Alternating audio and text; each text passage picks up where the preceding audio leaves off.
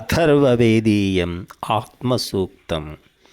ॐ यं क्रन्दसि अवसातस्तभाने अभ्यैक्षेतां मनसारे जमाने यत्राधिसूर उदितो विभाति कस्मै देवाय हविषा विधेम।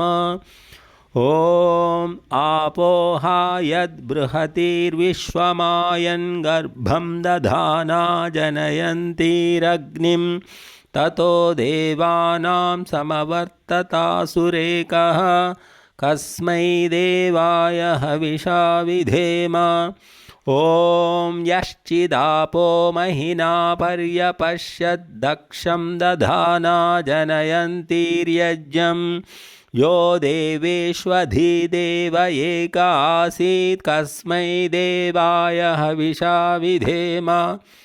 ॐ मानो हिंसीज्जनितायः पृथिव्या यो वा दिवं सत्यधर्मा जजान यश्चापश्चन्द्रा बृहतिर्जजाना कस्मै देवाय हविषा विधेम।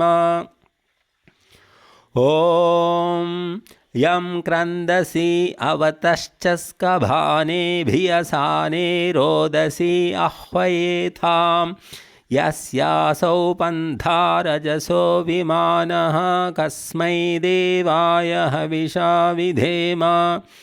ॐ यस्य द्यौरुर्विपृथिवी च मही यस्यादवुर्वन्तरिक्षं यस्यासौ सूरो वितत महित्वा कस्मै देवाय हविषा विधेम। ॐ यस्य विश्वे हिमवन्तो महित्वा समुद्रे यस्य रसामिदाहुः इमाश्च प्रदिशो यस्य बाहु कस्मै देवाय हविषा विधेम।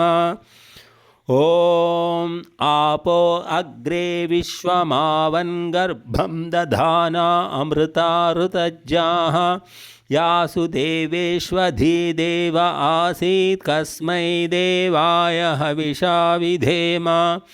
ॐ आपो वत्सं जनयन्तीर्गर्भम् अग्रे समैरयन् तस्योतजायमानस्योल्बासीद्धिरण्ययः कस्मै देवाय हविषा विधेम इति आत्मसूक्तम्।